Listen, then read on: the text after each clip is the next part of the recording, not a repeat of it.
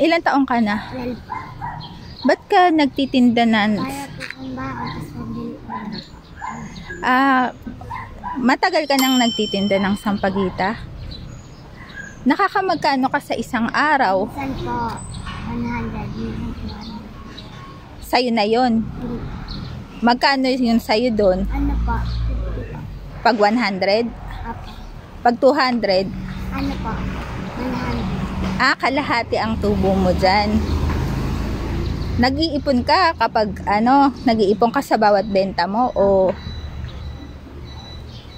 asan yung mga mama mo at papa mo? Sa Bulacan po, lola lang po kasama ko. May trabaho si Lola? Natitinda rin po.